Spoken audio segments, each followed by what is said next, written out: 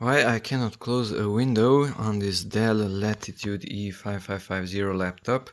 So I open, let's say, a file explorer window, it's there.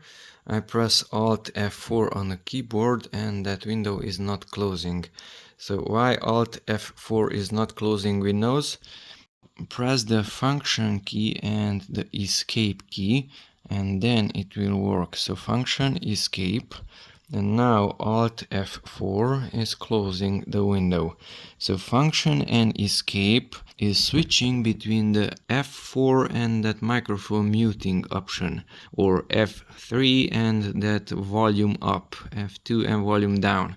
The same thing can be done from BIOS also. So if you restart your computer, start, power, restart, Windows is restarting, and then after it restarts, now keep on pressing the F2 key on the keyboard, F2, and it should enter into BIOS. And from BIOS you can do that modification. You have to come here to this post behavior using the touchpad or the keyboard.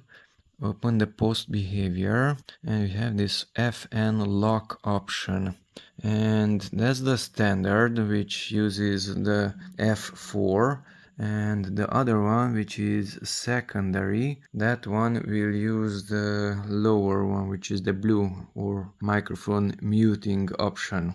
So it's available for all of them. So if it's on secondary, it will use the lower one, that is, it will not allow you to close your windows with Alt F4, and if you use the top one, then you will be able to close windows with Alt F4. But of course, Windows allows you to switch these functions using Fn and escape. So even if you set it to this one or that one, in Windows can be reversed. And then just apply and exit and enter into Windows.